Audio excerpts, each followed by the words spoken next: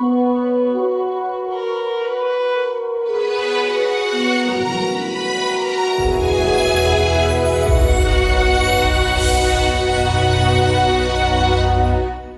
јавноста често гледаме сцена, микрофон и личност што зборува на сцена, но ретко ја гледаме структурата зад сцената. Таа е жена која што служи со срце, води со мудрост, организира со прецизност. Жена која успева да ги спои службата, семејството и професијата во една хармонична мисија. Денеска во Клуч сум заедно со Милена Кајшаров, жена која што не е само сопруга на духовен лидер, туку и пастор во Христијанската црква Блага Вест во Република Македонија, магистер по клиничка и советодавна психологија, медицинска сестра, студент на магистратура по теологија за лидерство во службата, дипломиран моден дизајнер, мајка на 4 деца, координатор и организатор на бројни проекти, на конференции и семинари. Но најважно од се е жена која што верува дека Господ Исус Христос не е теорија, туку е центар на нејзиниот живот. Па велам здраво и добре дојдовте во Клуч. Како сте? Браво, фала на поканата. Можете интересно најава. Добро сме, фала. Така, како започнува утрото во вашето семејство? Зошто молитвата во кола станува дел од вашето секојдневие и од вашиот животен ритам? Многу интересно прашање. Па вака нас утрата ни се многу динамични како и самиот живот што го живееме, бидејќи и по самата најава се гледа дека имаме многу врски и активности и различни проекти кои што паралелно се одвиваат во нашиот живот. Децата не се исклучени од таа динамика, тие постојано гледаат ние како живееме, што правиме и како функционираме со мојот сопруг. Па затоа гледаме со нив наутро кога ќе станеме пред да заминеме на училиште, времето додека возиме во колата да го искористиме за да се посветиме духовно, да се издигнеме и да се подготвиме за тековниот ден што ни предстои. Значи, нашето утро не започнува на сцена, иако се занимаваме со многу работи кои што се поврзани со сцената. Започнува најобично во дневна, меѓу соби, во тоалет додека се спремаме, додека некој гледа каде му е ранецот, дали зема лужинка, дали запишал домашното за тековниот ден, повторуваме задачи ако имаат тестови. И многу интересно и динамично, како што кажав. И кога ќе влезнеме во кола, тоа ни е место каде што оддишуваме од целото брзање и се препуштаме на молитвата кон Господ Исус Христос. Таа ја правиме секој ден без исклучок, не само наутро на сабајле, туку и навечер пред легнување, исто така во текот на денот додека се спремаме и пред да почнеме да јадеме. Се трудиме нашите деца да ги научиме да живеат живо христијанство, не само да биде тоа некој ритуал кога се оди еднаш во неделата во црква или кога некој има проблеми, туку таа молитва што е благодарствена и насочена кон Господ Исус Христос да им е основа на која што ќе го градат карактерот, бидејќи животот е непредвидлив, а само Исус е нашата заштита. Так, убаво, прекрасно. На какви духовни вредности ги учите децата за да знаат како да живеат во ова современо општество? Па видете, ние бидејќи сме двајцата пастори и водиме црква, се трудиме таа основа што им ја даваме на децата да биде основана на духовни христијански вредности. Ги учиме да се полни со љубов, со мир, со трпение, со разбирање, со радост во нивните срца, правда, да не прават компромиси во овој свет, да не лажат, едноставно да живеат живот што е чесен и морален, бидејќи така од мали нозе мора да си го оформат карактерот, а овој начин според нас како родители мислиме дека е соодветен за да можат и да се зацврстат духовно и да имаат механизам одбранбен за во животот и светот понатаму. И понатака, така, да. Како се справувате со предрасудите? Или ситуациите кога вашето семејство било ставено на маргините поради верувањата? Па за жал не сме поштедени од тие предрасуди. Сме имале многу ситуации насочени кон мене и мојот сопруг, меѓутоа исто така и кон нашите деца. Една од нив ескалираше особено после времето на короната, кога нашите деца се вратија во училиште и тоа беше случај со најстарото дете. Се случи да постојано биде под физичко и психичко малтретирање од соученици, од други деца во школото, значи класичен булинг. Меѓутоа, за жал, не излезе во пресред наставникот кој што беше поставен на тоа место да го одбрани нашето дете и да ја неутрализира целата таа ситуација. Фала му на Бога што одбравме помирен начин за да се справиме со Така, таквата да се ситуација, да, и да нема последици по нашите деца. Затоа се помоливме на Бог и Господ ни даде насока, ни даде решение, ни посочи во кое училиште да ги префрлиме и ние тоа го направивме експресно. Сега сите наши 4 деца учат на исто место, се радосни, среќни, весели, задоволни и благодарни на Бога затоа што сите се заедно, меѓутоа и се во средина каде што се прифатени, каде што се ценети и каде што имаат многу другарчиња. Прекрасно. Како децата се справуваат, бидејќи сигурна сум дека нели не ги чувате во стаклено ѕвоно? Не, далеку од тоа дека ние нашите деца ги чуваме во стаклено ѕвоно. Би можела да кажам дека нашите деца побрзо созреваат од другите, бидејќи самите се сведоци дека нашиот живот и оно што пред нивните очи се случува е многу поразлично од тоа што другите другарчиња го живеат или па нашите врсници. Така они го градат карактерот, се зацврстуваат, по брзо би рекла дека реагираат во одредени ситуации, меѓутоа ги оставаме сами да се снајдат во различни предизвици во тековниот живот, не ние да ги заштитуваме постојано. Сепак ние како родители сме секогаш тука, значи збор да нема за тоа, бидејќи некои работи не може децата да ги решат со возрастните, туку мора возрастен со возрастен да се направи муабет. Меѓутоа би можела да кажам дека пошто се четворица, се како мала банда, толку се сплотени, полни со љубов, си се пазат, си се грижат и се секогаш тука еден за друг. Така. Како е да се биде сопруга на човек со силна визија, со јавна и со духовна одговорност? Па видете, самото тоа што мојот сопруг има толку многу голема одговорност, истата таа одговорност паѓа и врз мене. Значи јас не би можела да речам дека јас сум изземена од таа одговорност. Благослов е да се живее во овој живот, благослов е да се биде сопруга на таков човек, меѓутоа во одреден степен тоа знае да биде и потешкотија во животот. Не бидејќи ние не можеме да се разбереме или да функционираме, туку самите ситуации животни така се позиционираат некогаш за да не можеме секогаш да го направиме нештото што го сакаме. Меѓутоа секогаш е Господ Исус Христос тука, секогаш е молитвата наш верен сојузник и секогаш кога имаме било каква пречка, предизвик или ситуација, ние со молитва војуваме и победуваме во име на Исус. А да се биде негова сопруга, би рекла, значи нешто да не се криеш зад фасадата. Туку постојано да сакаш и да се стремиш да се надоградуваш, да растеш, да чекориш напред, бидејќи сето тоа влијание што го имаме ние од Бог и сета таа креативна енергија и сила што ни ја дава, сама по себе не потикнува да се остручуваме, да се изградуваме, да се дообучуваме, да се доедуцираме и на таков начин сме како целина, бидејќи ние заедно работиме професионално, меѓутоа и го делиме животот и приватно.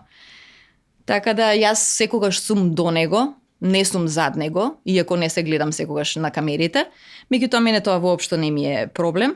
Би можела исто така да кажам дека Константин не е човек како другите мажи, не се задоволува со нешто што обичен маж би се задоволил. А што? Неговиот критериум едноставно е различен. Не е сноп, не сака луксузи, не сака материјални работи, не може да поднесе лицемерие, тоа можам да го кажам. Секогаш гледа да е искрен и луѓето со кои што комуницира и функционира да имаат искрени и честни намери. Зошто? Бидејќи Бог му ги открива нештата и може да ги прочита луѓето. Сега, за мене како сопруга тоа воопшто не ми е тешко, зошто? Бидејќи јас живеам во вистината заедно со него и така на база на вистина и искреност ја градиме нашата релација, нашиот брак, нашиот живот, воспитувањето на нашите деца и службата, нели, што ја имаме како пастори. Меѓутоа за оние кои што не се со чисти намери, тоа и тој како знае да биде бреме во нивниот живот и затоа е еден вид на механизам и начин како тие што немаат чисти намери сами постепено се отргнуваат од нас и веќе не се со нас. Така, може лесно да ги прочита. Може лесно да ги прочита, да. А они остануваат со голени и после немаат каде. Знаат дека со лага не може да поминат. Вие сте вклучени во проекти и настани кои што се одржуваат во Христијанската црква Благовест во Република Македонија, но и во Елан, Центарот за терапија и едукација, каде што и професионално работите заедно со вашиот сопруг. Така. Во кои проекти, како сте вклучени, како успевате тоа да го балансирате? Знаете како? Мојата работа е позадинска работа. она што јас го работам не се гледа. Некои викаат невидлива работа. Знаете како би ви објаснила? Кога ќе излезе некоја книга, вие гледате корицата на книгата и го гледате кој е авторот. Меѓутоа не се гледаат ноќите непроспиени, поминати во лектура, не се гледаат часовите поминати во анализа, комуникацијата со печатници, договорите, принтањето, грешките, па враќањето на проектите и слично. Меѓутоа тоа постои како дел од самата работа. Еве, например, кога се спрема семинар или кога се спрема конференција, сето тоа захтева многу голема посветеност која што се манифестира со организирање на гости или било видео, аудио, сала, организација со луѓе кои што ќе присуствуваат на таквите настани, решавање проблеми кои што во последен момент се излегуваат непланирано. И јас сум дел од сета таа позадинска организација, но тоа не е нешто заради кое што јас го правам за да биде за пофалба, туку е нешто кое што го правам затоа што чувствувам одговорност во службата која што имаме и која што ни е доверена од Бог. Така да затоа сум толку присутна во тој позадинскиот дел, затоа што он е фронтменот, јас сум позадината и правиме едно цело заедно. Се надополнувате, за да тоа изгледа така совршено, како што всушност е. Фала му на Бога за тоа. Така. Дали понекогаш се чувствувате исцрпено? Што ве одржува, еве, што ви дава стабилност и ве прави да сте стабилни покрај толкуте обврски, и како успевате да го постигнете тој баланс, црквата, центарот, луѓето, без на некој начин да ви стане бреме и товар? Да бидам искрена, ниту образованието кое што го имам, ниту пак она што го работам, ниту мојата организација е нешто што само по себе дозволува јас да не прегорам. Тоа што ми дава сила, што е центар на мојот живот и свет, тоа е Господ Исус Христос. Јас не го кријам тоа, јас верувам во Него, јас Него му се молам, на Него се надевам и се препуштам во Негови раце. Сето она што го имаме постигнато заедно, како брачен пар, како поединци, како семејство, му го должиме Него, затоа што се е од Него, преку Него и за Него. Така. Убаво. Службата на пастор е многу захтевна. И како се носите со тој притисок на службата? Како всушност го штитите бракот, домот, семејството од притисоците? Па би рекла повторно молитвата, затоа што тоа е неизоставен дел од нашиот живот. Ние тоа не го правиме ритуално, не го правиме за некој да не види, туку го правиме секогаш кога чувствуваме момент да се осамиме и да се препуштиме на Божјото водство и Неговата заштита. Затоа што благодарствената молитва само те движи низ животот и ти покажува како да успеваш и да победуваш во името на Исус. Така да таа победа се манифестира како во нашиот живот, така во нашиот брак, така во нашето семејство, во нашите деца, во секоја област од нашето постоење, да. Спомнавте дека нели обично ги извршувате работите во позадина, невидливи работи на некој начин за јавноста, но што би им порачале на луѓето кои мислат дека нивната позадинска улога на некој начин нема вредност, иако и како е битна? Знаете како? Во Божјите очи се има вредност. Кога нешто правиш со љубов, со радосно срце и му се посветуваш на нештото, тоа не може да остане невидено, нечуено или да не даде плод. Така да мојата позадинска работа, јас не ја доживувам дека е нешто што ме оддалечува од сцената, туку напротив, нешто кое што ми дава подлога на кое што сите проекти кои што ги правиме, може да го ја видат светлината на денот. И јас не се чувствувам дека тоа е нешто што не е важно. Зборам за позадинската работа. Напротив, тоа е мотив да работиш повеќе за кога ќе видиш нешто дека доживеала светлината на денот, да се израдуваш. Зошто викам да се израдуваш? Затоа што како што спомнам, многу луѓе мислат дека се далеку од сцената и тука завршува се, дека никој не ќе ги види. Меѓутоа не е така. Јас искрено многу се радувам кога нешто што сум направила сама, на страна од очите на јавноста, дури ни мојот сопруг многу пати не знае што работам, кога такво нешто ќе се пласира за да се од негова страна презентира одреден проект ли е, книга ли е, семинар ли е, патување, било што. И јас се радувам кога тој ќе го изнесе и кога изгледа како што треба да изгледа, мене тоа ме прави среќна. Така да во овој случај јас би ги охрабрила луѓето кои што се во такви позадински работи да не се обесхрабруваат, туку напротив да имаат желба и мотив да работат повеќе, затоа што не може да биде невидено, може само да биде благословено, радосно и да има плод и полезно за другите. Так. Дали силната жена е всушност закана или благослов? Како гледате на тоа? Искрено, многу голема разлика и улога игра самото тоа во што е вкореното верувањето на самата жена. Зошто го кажувам тоа? Го кажувам бидејќи ај вака да го објаснам. Ако личната цел, мотивот на жената за да биде силна е за таа да се презентира, да биде истакната и слично, а не да се прослави Бог или она што е Божја волја, нели, да го извршува во незиниот живот, автоматски се изместени приоритетите и поентата на незиното служење, влијание или какво и да е действување во незиниот живот. Сега, би сакала тука да истакнам примерот со Естира од Библијата. Тој е жена која што поради незината храброст успеа еврејскиот народ да го изведе и да го избави од непријателот. Так. Таа можеше да избере да остане на сигурно, да не се вмешува во други работи и да се тргне на страна. Меѓутоа таа избра да биде храбра, да проба, да ризикува и така на тој начин незиниот народ се спаси. Так. Значи сепак силните жени се благослов. Силните жени се благослов, да. Так. Меѓутоа кога Бог ги движи во животот. Така, да. Сега ако Бог во Стариот и во Новиот Завет повикувал, поставувал, употребувал жени во служба, дали ние денес треба да се водиме според традицијата или според она како Бог го бара, односно кого Бог практично повикува да служи? Па знаете како, во нашата христијанска црква Благовест во Република Македонија, ние имаме жени кои што се помазани служители. Сите тие си имаат своји различни професии, кариери, вклучително и јас. Так. Значи, кога повикот за служење доаѓа со чист мотив, тоа се препознава. Тоа извира од срцето и не можеш ти да останеш на страна ако Бог те вика да му служиш. Во моменти кога сакаш да му служиш на Бог, ништо не може да ти биде пречка да работиш паралелно и во професијата во која што си и во црквата ако веќе си избран за да служиш. Сега, која е многу важна работа во сетото тоа? Многу важна работа е жените да бидат охрабрени, ако имаат водство да служат, да посакаат да имаат дел од таа служба и да се вклучат во таа служба. Но прво треба да бидат препознаени. Навистина треба да бидат препознаени дека некој таму ги повикува. Треба да има потврда од некого. Так. А после тоа следува чекорот каде што тие треба да поминат обука, каде што ќе се остручат за да можат да бидат служители.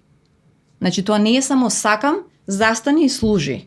Тоа е процес кој што се поминува, процес на зрење, на оформување на карактерот, на проучување на Библијата, на библиските принципи, на оно што Бог ни го кажува, духовноста во пракса да се спроведе не само на уста, туку на дело. Ние со устата може едно да кажуваме, меѓутоа ако нашите постапки дела прават нешто друго, так. Тоа е саботажа на самото тоа што се има желба да се направи.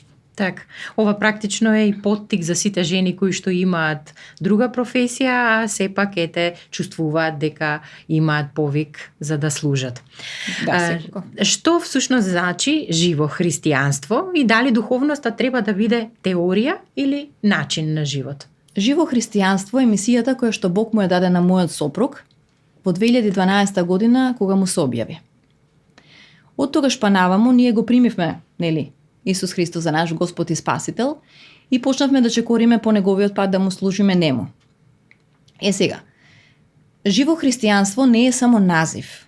Не е само нешто што ќе речеш јас сакам да го правам. Тоа е избор кој што ние секојдневно го правиме, да чекориме по патот на Исус, да живееме според библиските принципи и да му служиме на Бога.